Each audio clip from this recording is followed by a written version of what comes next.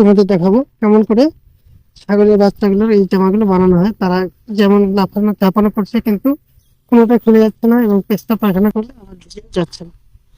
সেটা আমি এই ভিডিওতে তোমাদের দেখাবো।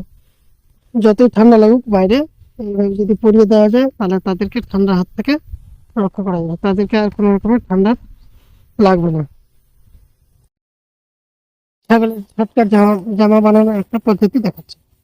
একটা ভাঁজ করে নিতে হবে, নিতে মাপ মতো একটা ভাঁজ দিয়ে তারপর এইভাবে কেটে নিতে হবে। কেটে নেওয়ার পরে দুই প্রান্ত সেলাই করে নিতে হবে।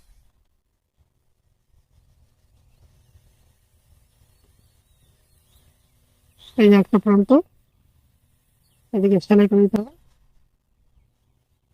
আর অপর প্রান্তটা সেলাই করলে হবে। তুমি যদি মনে করো যে ছেলে জামা বানাবা তাহলে অপর প্রান্তটাকে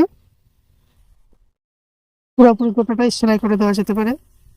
আর যদি মেয়েদের জামা বানাও তাহলে একটা খালি বান দিয়ে দিতে হবে, যেরকম এই প্রান্তটা হলো ঠিক এই প্রান্ত আর একটা বান দিয়ে দিতে হবে।